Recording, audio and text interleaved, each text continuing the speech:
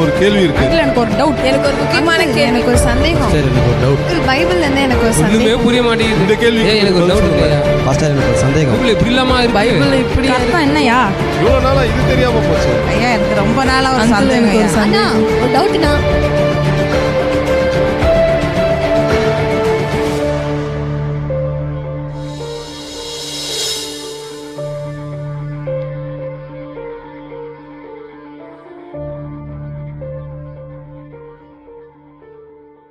மீண்டுமாக இந்த கேள்வியும் வசனமும் என்கிறதான பகுதியிலே உங்களை சந்திப்பதில் மிகுந்த சந்தோஷம்.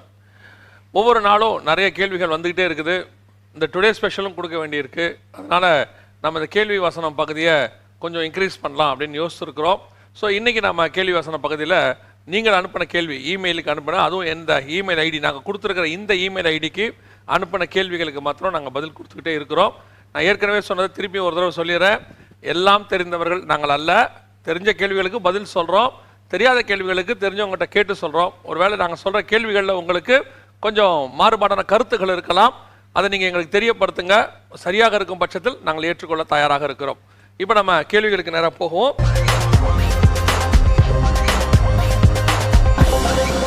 ஒரு சகோதரி கேட்டிருக்கிறாங்க, ஆதியாகமம் 1ஆம் அதிகாரம் 1ஆம் வசனத்தில் ஆதியிலே தேவன் வானத்தையும் பூமியையும் சிருஷ்டித்தார்னு இருக்கு.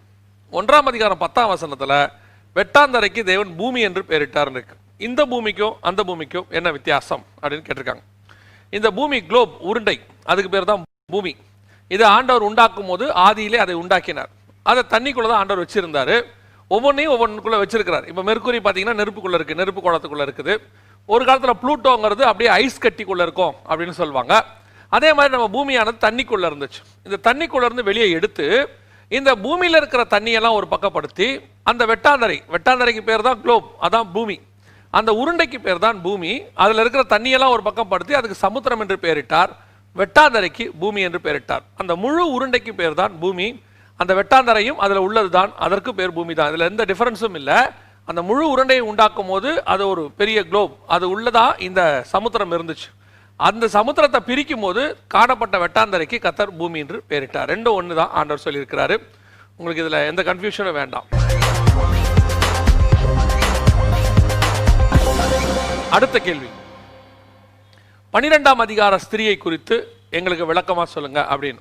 இந்த 12ஆம் அதிகார ஸ்திரியை குறித்து ஏற்கனவே சில செய்திகளை நாங்கள் சொல்லி இருக்கிறோம். எங்களுடைய ஆப்பில் வரக்கூடிய இ கிளாஸ்லையும் இதை பற்றி தெளிவாக, அதுக்கு தான் அந்த இ கிளாஸில் நாங்கள் எடுக்கிறோம், தெளிவாக அதை ஒரு நாள் செக்ஷனாகவே எடுத்து நாங்கள் பேசியிருக்கிறோம். இது ஒரு பெரிய சப்ஜெக்ட், ஆனாலும் உங்களுக்கு புரியறதுக்காக சொல்கிறேன். இந்த 12ஆம் அதிகார ஸ்திரீ என்பது யாரை குறிக்கிறதுனா, உபத்திரவ காலத்தில் வரக்கூடியதான இஸ்ரவேல் சபை, கைவிடப்பட்ட சபை, ரெண்டும் சேர்த்து குறிக்கும். அந்த காலத்தில் இருக்கக்கூடிய தேவனுடைய சபை, கைவிடப்பட்ட சபையும் இருக்கும். அந்த காலத்தில் இஸ்ரவேலர்களும் இருப்பார்கள். உபத்திரவம், மகா உபத்திரவம், இது ரெண்டுமே இருக்கும். இந்த ரெண்டும் இருக்கக்கூடியதான அதைத்தான் ஓமையாக அங்கே தரிசனமாக சபையாக காட்டப்படுகிறது. அது வந்து ஒரு முழு நீளமான ஒரு சரித்திரம் அதில் இருக்கு. அதாவது சபை இயேசுவை பெற்றெடுக்கிறதுல ஆரம்பித்து 7 வருஷம் உபத்திரவ காலம் வரைக்கும் எல்லாமே அதில் முழுவதுமாக இருக்கும். ஸோ அது வந்து ஒரு இஸ்ரவேல் சபையை குறிக்கும், 12 கோத்திரத்தை குறிக்கும். சபை சூரியனை அணிந்திருந்தால் என்பது இஸ்ரவேல் யாக்கோபுக்குள்ள நின்ற காரியங்கள். அதாவது யோசேப்பை பார்த்தீங்கன்னு சொன்னால் ஒரு சொப்பனத்தை பார்ப்பாரு, அதில் தாயும் தகப்பனும் சூரியனும் சந்திரனும் அப்படின்னு சொல்லப்பட்டிருக்கும். அங்கே சூரியன் என்பது இஸ்ரவேலை காக்கிற தேவனை குறிக்கும். அவர்கள் தேவனுக்குள்ளே நின்று கொண்டிருந்தார்கள். அந்த சந்திரன் என்பது சபை, மணவாட்டி சபை, சந்திரனை போல சாய்ந்து வருகிற இவள் யாரோ அப்படின்னு உன்னத பாட்டில் இருக்குது. ஸோ அது முழுக்க முழுக்க ஒரு இஸ்ரவேல் சபை, உபத்திரவ கால சபையை குறிக்கிறதான ஒரு அதிகாரம்.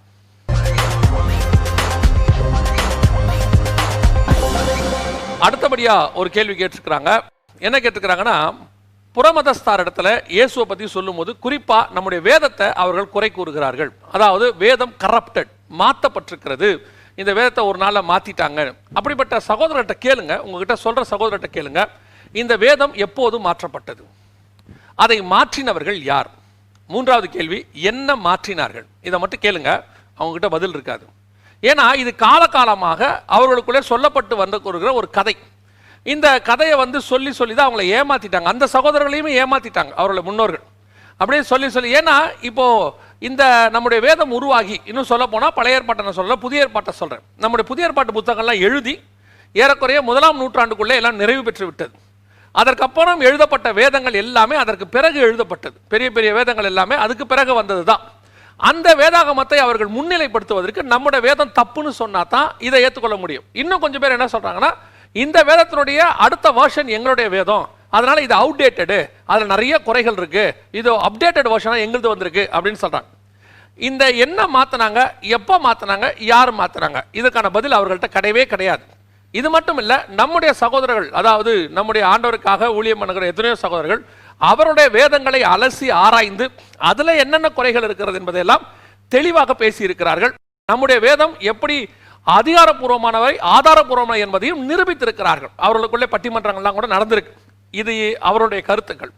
என்னுடைய தனிப்பட்ட கருத்து என்னவென்று சொன்னால், இப்படிப்பட்டவர்களுக்கு பதில் கொடுப்பதற்கு நம்முடைய சகோதரர்களை ஆண்டவர் எழுப்பி இருக்கிறார். நான் அதை எந்த நாளிலும் குறை சொல்லுகிறதில்லை. என்னுடைய தனிப்பட்ட கருத்து என்னவென்று சொன்னால், நான் அந்த புற மதஸ்தார் சகோதரர்களுக்குமே சொல்லுகிறேன், இன்னொருத்தருடைய வேதம் தவறு என்று சொல்லுவதற்கு தேவன் நம்மை அழைக்கவில்லை. நம்முடைய வேதம் சரி என்று சொல்லுவதற்கே தேவன் அழைத்திருக்கிறார். ரெண்டு வகையான வியாபாரம் இருக்கு. என்னுடைய ப்ராடக்ட் நல்ல ப்ராடக்ட் அப்படின்னு சொல்லி வியாபாரம் பண்றவங்க ஒரு குரூப், இல்ல அவங்களது தப்பு எங்களது தான் சரி அப்படின்னு சொல்லக்கூடிய இன்னொன்று இருக்கு. இது ரெண்டாவது முறை, தவறான முறைன்னு வச்சுக்கோங்களேன். எப்பவுமே நம்முடைய வேலை என்னன்னா, நம்முடைய சகோதரர்களுக்கு நான் இப்பொழுது சொல்லுகிறேன், உங்களை தேவன் அழைத்தது எதற்காக? இயேசு கிறிஸ்து அன்பானவர், சகல ஜனங்களுடைய பாவங்களுக்கு மன்னித்தார், அவர் உயிர்த்தெழுந்தார், மீண்டும் வரப்போகிறார். இதுக்கு தான் நம்மளை ஆண்டவர் அழைச்சிருக்கிறார். நம்முடைய வேலை நம்முடைய தேவன் நல்லவர் என்பதை சொல்லுவதற்கு தான். அவர்களுடைய தேவர்கள் கெட்டவர்கள் என்று சொல்வதற்கோ அல்லது சில காரியங்களை பிசாசு என்று சொல்வதற்கோ கர்த்தர் நம்மை அழைக்கவில்லை. அது நம்முடைய வேலையும் இல்லை. நம்முடைய வேலை முழுக்க முழுக்க நம்முடைய தேவனை பற்றும் நம்முடைய வேதத்தை பற்றி மட்டுமே பேசுவது. அதுக்கு தான் ஆண்டவர் நம்மளை அழைச்சிருக்கிறார். அதனால இப்படிப்பட்ட குறை சொல்றவங்களை நீங்க உதறி தள்ளுங்க. அப்படிப்பட்டவர்களுக்காக ஜெபம் பண்ணுங்க. அவர்களை கர்த்தரே சந்திப்பார். எப்படி பவுல ஆண்டவரே சந்திச்சாரோ, இந்த மாதிரி ஆட்கள் ரொம்ப சொல்லியும் கேட்காமல் ரொம்ப முரண்டு பிடிக்கிற ஆட்களை தேவனை சந்திக்க வல்லமையுள்ளவராக இருக்கிறார். அடுத்த கேள்விக்கு நம்ம கடந்து போக போறோம்.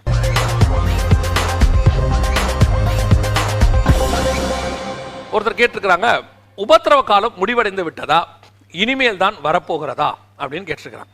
உபத்திரவ காலத்தை குறித்து பல கருத்துக்கள் இருக்கு. அதாவது pre tribulation, mid tribulation, post tribulation அப்படின்னு சொல்லுவாங்க. உபத்திரவ காலம் நமக்கு முடிஞ்சு, இப்போ நாமெல்லாம் சொல்றோம் சபை எடுத்துக்கொள்ளப்பட்ட பிறகுதான் உபத்திரவ காலம் ஆரம்பிக்கும் அப்படின்னு. ஒரு குரூப் சொல்லுவாங்க அந்த 7 வருஷம் உபத்திரவ காலத்தில் நடுவில் தான் சபை எடுத்துக்கொள்ளப்படும். இன்னொருத்தர் சொல்லுவாங்க 7 வருஷம் உபத்திரவத்தில் சபை இங்கே இருக்கும், அது முடிஞ்ச பிறகுதான் அது சபை எடுத்துக்கொள்ளப்படும். இந்த 3 பேருமே 3 விதமான கருத்துக்களை கொண்டவர்கள். அதற்கான வசனங்களை அவர்களுடைய வியூவில் கொடுத்துக்கிட்டு இருக்கிறாங்க. ஆனால் நம்மளுடைய வியூ படி சபை எடுத்துக்கொள்ளப்பட்ட பிறகுதான் உபத்திரம் வரும். நாம் ஏற்கனவே இதற்கு பல சீடிகளில் பல செய்திகளில் இதற்கான விளக்கங்களை வசன ஆதாரத்தோடு கூட கொடுத்துருக்கிறோம். வெரி சிம்பிளாக இருக்கணும்னா, மன்னிப்பும் தண்டனையும் ஒன்றாக இருக்க முடியாது. ஒன்று மன்னிப்பு, இல்லை தண்டனை. இந்த கிருபையின் காலம் மன்னிப்பு, நியாயப்பிரமாண காலம் தண்டனை. அப்படி இருக்கும்போது அந்த தண்டனை காலமும் இப்போ மன்னிக்கிற காலமும் ஒன்றாக செயல்பட முடியாது. எனவே இந்த மன்னிக்கிற பிரமாணம் முடிஞ்சாதான் தண்டிக்கிற பிரமாணம் வரும். ஸோ எனவே அந்த உபத்திரவ காலம் இனிமேல் தான் வரப்போகுது. இப்போ உபத்திரவ காலம், அப்போ இப்போ இருக்கிற உபத்திரவம் எல்லாம் இது சபைக்கான உபத்திரவம். சிமர்னா சபையை பார்த்து ஆண்டவர் சொல்றாரு, உன்னை உபத்திரவத்துக்கு நடுவில் நடத்துவேன், உன்னை உபத்திரவப்படுத்துவார்கள், மரண பரியந்தம் உண்மையாயிரு அப்படின்னு ஆண்டவர் சொல்றார். ஸோ சபைக்கான உபத்திரவம், இந்த உபத்திரவம் வேறு, வரப்போகிற உபத்திரவம் வேறு. அதான் கடைசி உபத்திரவம். எனவே உபத்திரவ காலம் இனிமேல் தான் வரப்போகிறது.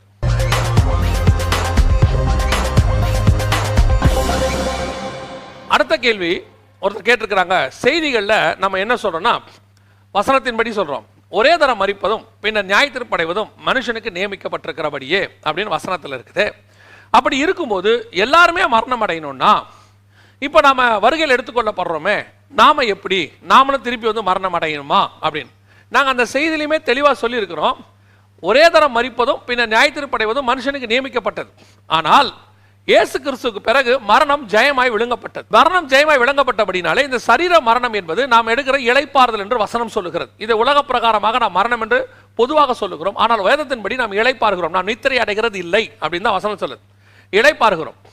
இந்த மரணம் என்பது இயேசு கிறிஸ்துவின் வருகையில உயிரோடு இருக்கிறவர்களும் மேலே போவாங்க, நம்ம தூங்கிட்டு இருக்கிறவங்க ஏஞ்சி போவாங்க. இப்போ எப்படி உயிரோடு இருப்பாங்க, தூங்குறவங்களும் உயிரோடு இருக்கிறவங்க தான், இப்போ நம்மளும் உயிரோடு இருக்கிறவங்க தான். நமக்கு அவங்களுக்கு டிஃபரன்ஸ் இருக்கு. அவங்க படுத்து ரெஸ்ட் எடுத்துக்கிட்டு இருக்கிறாங்க, நாம வேலை பார்த்துக்கிட்டு இருக்கிறோம்.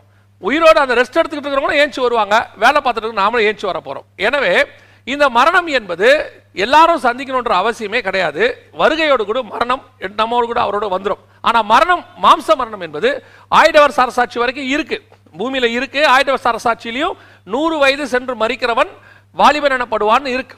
ஆனா நம்மளை பொறுத்த வரைக்கும் இப்ப சபை காலத்துல இந்த மரணம் எடுத்துக்கொள்ளப்படும் போது திருப்பி நாம மறிக்கணும் அந்த அவசியமே கிடையாது. இயேசு மரணத்தை ஜெயமாய் விழுங்கி விட்டார். அதனால நாம் எடுத்துக்கொள்ளப்பட்டவங்க திருப்பி மரணம் அடையணுங்கிற அவசியம் கிடையாது.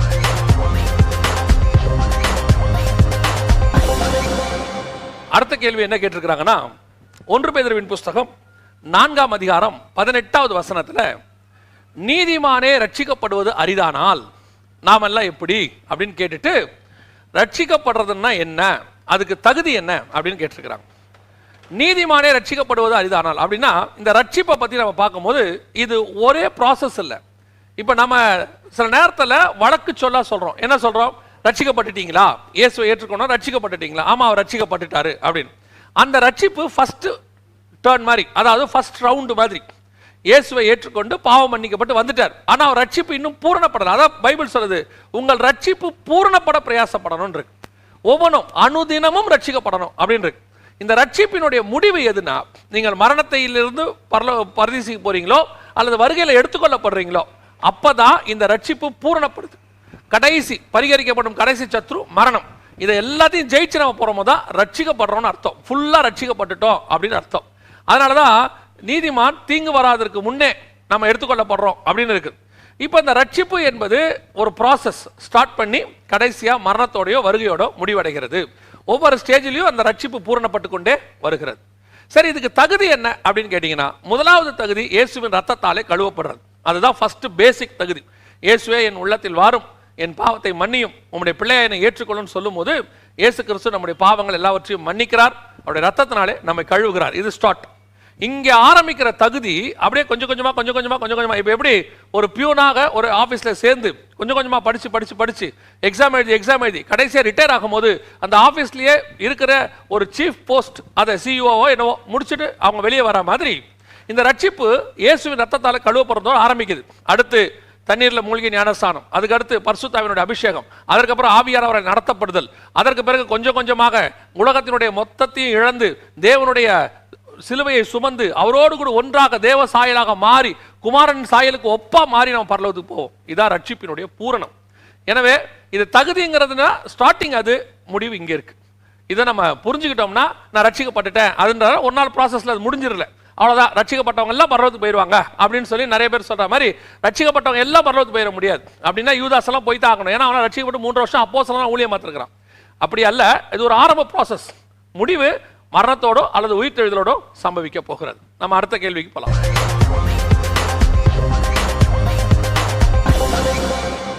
இந்த கேள்விக்கு நான் நிறைய தடவை பதில் சொல்லி இருக்கிறேன், நம்முடைய செய்திகளையும் சொல்லியிருக்கிறேன். ஆனாலும் கேட்டிருக்கிறாங்க, திருப்பி நான் இந்த இடத்த உங்களுக்கு சொல்ல விரும்புகிறேன். என்னன்னா, ஆதியாகமத்தின் புஸ்தகம் 6ஆம் அதிகாரத்தில் தேவபுத்திரர்னு இருக்குது. இந்த தேவபுத்திரர் யாரு அப்படின்னு கேட்டிருக்கிறாங்க. இந்த தேவபுத்திரர் யாருங்கிறதுக்கு முன்னாடி இந்த தேவபுத்திரருக்கு விளக்கம் கொடுத்துருக்காங்க, ஒரு சில விளக்கங்கள். அது எப்படி அபத்தமானவைகள்னு சொல்லிட்டு, ஏன்னா நீங்க கன்ஃபியூஸ் ஆகிடக்கூடாது. அதற்கு பிறகு இந்த தேவபுத்திரர் யாருன்னு சொல்றேன். சிலர் என்ன சொல்றாங்கன்னா, தேவபுத்திரங்கிறது தூதர்களை குறிக்கும். தூதர்கள் தான் தேவபுத்திரர். ஏன்னா யோபு புஸ்தகத்துல சாத்தான் தேவபுத்திரர்கள் மத்தியில நின்றான் அப்படின்னு இருக்கு.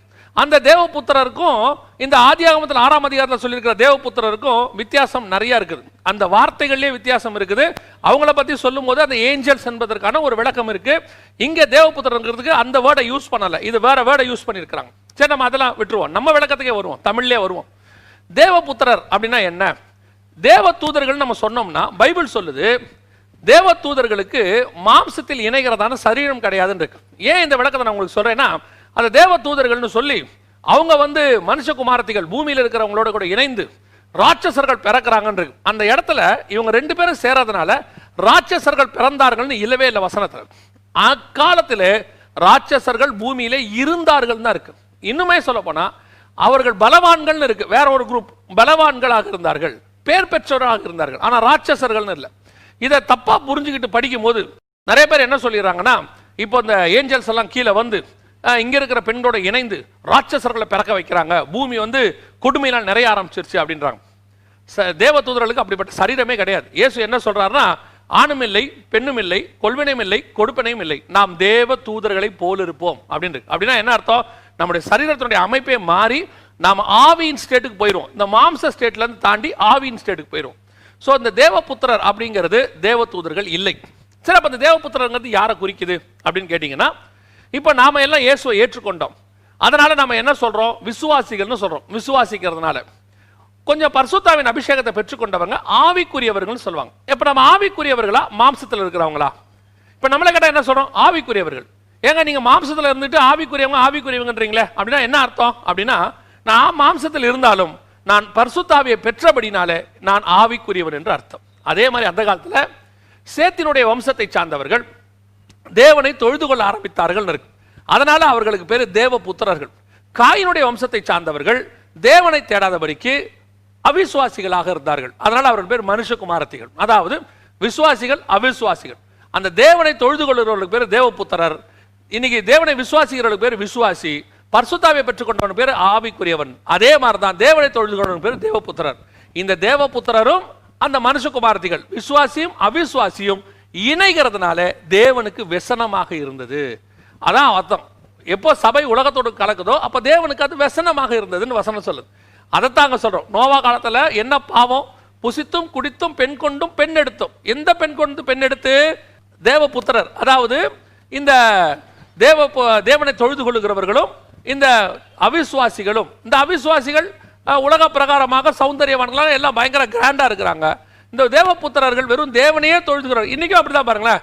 ஆவிக்குரியர்கள் உலகத்தை வெறுத்து அவங்க வேற, உலகத்தை வெறுத்தவர்கள் வேற மாதிரி இருக்கிறோம். இப்போ அவங்கள பார்த்தீங்கன்னா உலகத்தில் பயங்கர ஆடம்பரமா பயங்கரமா லக்ஸூரியஸா இருக்காங்க. இப்போ நமக்கு நம்ம ஆட்களுக்கு அவங்கள பார்க்கும்போது ஒரு ஆசை வருது, நம்ம ஏன் அவங்கள மாதிரி இருக்கக்கூடாது? அப்போ நம்மள கொஞ்சம் பேர் அவங்களோட கூட கலக்கிறாங்க. நான் ஆவியில சொல்றேன், மாம்சத்தில் சொல்ல. அவங்கள மாதிரி நம்மளும் மாறணும், அவங்கள மாதிரி நம்மளும் ஆடணும், அவங்கள மாதிரி நம்மளும் லக்ஸூரியா இருக்கணும், அவங்கள மாதிரி நம்மளும் தியேட்டர் மாதிரி பெருசு பெருசா வீடு கட்டணும் அப்படின்னு தேவபுத்திரர் மனுஷகுமார்த்திகள் அதிக சௌந்தரியம் உள்ளவர்கள் கண்டு பயங்கரமா இருக்கிறாங்கன்னு நினைச்சு அவங்கள மாதிரி இவங்களும் மாறி அவங்களோட கூட இவங்க கலக்கிறாங்க. அப்படி கலக்கும் போது அது தேவனுக்கு வெசனமாக இருக்கு. தேவன் பூமியை அழிக்க சித்தம் கொண்டார். அதான் இப்போ நடக்குது. இதுதான் அங்கே சொல்லப்பட்டிருக்கு. அடுத்த கேள்வி, மரித்தோரை அடக்கம் பண்ணட்டும், நீ என்னை பின்பற்றிவான்னு இயேசு சொல்றார். இப்போ இது என்ன கேட்டிருக்கிறாங்கன்னா, இந்த மரித்தோர் யார்? இந்த மரித்தோர் யாரு? இயேசு எதை பத்தி பேசுறார்? நான் எப்பவுமே என்னோட செய்திகளில் அடிக்கடி நான் சொல்ற ஒரு விஷயம், இயேசு சொல்றத ஒரு டைரக்ட் ஆங்கிள் பாங்காதீங்க. அது அங்க இருக்கிறவங்களுக்கு சொல்லப்பட்டபடி இருந்தாலும் அதுக்கு பின்னாடி இருக்கிற தேர்ட் டைமென்ஷன், அதுக்கு பின்னாடி இருக்கிற இயேசு கிறிஸ்துனுடைய ஸ்பிரிச்சுவல் தாட், அதுதான் இம்பார்ட்டன்ட். அதை தியானிக்கிறதுக்கு தான் பைபிள் கொடுத்துருக்கு. உள்ளதை உள்ளபடியே அப்படியே படிச்சு எடுக்கிறதுக்கு நாம தேவையில்லை, அதுக்கு புறஜாதியாரே போதும். அவங்க அப்படி படிச்சுட்டு தான் தர்க்கம் பண்றாங்க. ஆனால் அதுக்கு பின்னாடி இயேசு சொன்னதோட வியூன்னு ஒன்று இருக்கு. சில நேரங்களில் வந்துட்டு ஒரு போட்டோகிராஃபர் போட்டோ எடுப்பார். அந்த போட்டோவை நம்ம பார்க்கறதுக்கும் உண்மையா அந்த போட்டோ கலை தெரிஞ்சவங்க பார்க்கறதுக்கும் டிஃபரன்ஸ் இருக்கு பாருங்களேன். நம்ம பார்க்கும்போது சாதாரணமா இருக்கும், ஆனா அந்த போட்டோ கலைக்குள்ள பார்க்கறவங்க அதுக்கு நடுவில் இருக்கிற நுணுக்கமான சில குறியீடுகளை கண்டுபிடிப்பாங்க. அந்த போட்டோகிராஃபருக்கும் இவருக்கும் தான் தெரியும், ஏன்னா ரெண்டு பேரும் ஒரே வேவ் லென்த்ல இருக்கிறவங்க. அதே மாதிரி இயேசு கிறிஸ்து சொன்னதோட வியூ பரிசுத்தாவின் அபிஷேகத்தை பெற்று அதை தியானிக்கிறவர்களுக்கு தான் அது தெரியும். ஏன்னா அப்பதான் அந்த வேவ் லென்த் ஒத்து போகும். இங்க மரித்தோரை அடக்கம் பண்ணட்டும் இயேசு சொல்றது யாரை சொல்றாருன்னா ஸ்பிரிச்சுவலி. அங்க என்ன கேட்கறாங்க, நான் ஒருத்தனை போய் அடக்கம் பண்ணிட்டு வந்துடுறேன், டைம் கொடுங்கன்னு போது அதை வச்சுக்கிட்டு இயேசு ஒரு ஸ்பிரிச்சுவல் தாட் அடிக்கிறார். என்ன அடிக்கிறாருன்னா, ஜீவனுள்ள நீ உயிரோடு இருக்கிறதாப்பா, ஆனா நீ எப்ப என்ன தேடுறியோ நித்திய ஜீவனை பின்பற்ற ஆரம்பிச்சுட்ட. நித்திய ஜீவனை பின்பற்ற நீ இந்த செத்து போன சரீரத்துக்காக கவலைப்படாத. அதை ஆவியில செத்தவங்க என்ன பண்ணுவாங்க, ஆவிக்குரிய வாழ்க்கையில செத்தவங்க இருக்கிறாங்க, அவங்க பார்த்துப்பாங்க. நமக்கு மரணம் என்பதே இல்லை, நித்திய ஜீவன் நோக்கி பிரயாணம் பண்ணுகிறோம். அதனாலதான் ஆண்டவர் சொல்றாரு, மரித்தோர் அடக்கம் பண்ணட்டும், ஜீவன் உள்ளோருக்கு பின்னாடி நீ வா அப்படின்னு அர்த்தம். தேவன் அங்க ஸ்பிரிச்சுவல் தாட்டை கொடுக்கிறார்.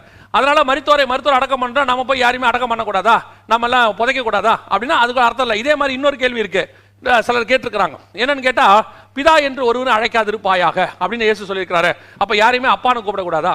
அப்படி இல்லைங்க.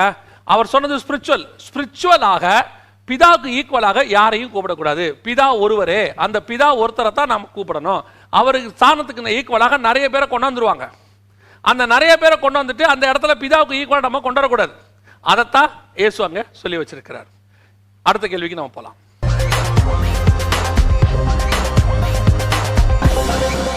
இன்னைக்கு செக்ஷன்ல நாம கடைசி கேள்விக்கு நம்ம வந்திருக்கிறோம். என்ன அப்படின்னு கேட்டா, ஒரு சகோதரி கேட்டிருக்கிறாங்க, என்னுடைய ஜெப வாழ்க்கையில பயங்கரமான வீழ்ச்சி இருக்கு, என்னால் ரெகுலரா சரியாக என்னால் ஜெபம் பண்ண முடியல. அதே நேரத்தில் யாரு கூடயாவது சேர்ந்து ஜெபம் பண்ணேன்னா நான் நல்லா ஜெபம் பண்ணுறேன். தனிப்பட்ட ஜெபம் பண்ணும்போது கொஞ்சம் ஒரு நாள் ரெகுலராக கொஞ்ச நாள் பண்ணிகிட்டே வரேன். அப்புறம் அந்த ரெகுலரான ஜெப வாழ்க்கை எனக்கு தொடர்ச்சியாக வர மாட்டேங்குது, நான் விழுந்து போகிறேன் அப்படின்னு சொல்லியிருக்கிறாங்க. இது எதனால் அப்படின்னு கேட்குறாங்க. ஒன்று மட்டும் நல்லா தெரிஞ்சுக்கொள்ளுங்க, நம்ம மாம்சமும் ஆவியும் ஆப்போசிட். எப்பவுமே ரெண்டும் போராடும்.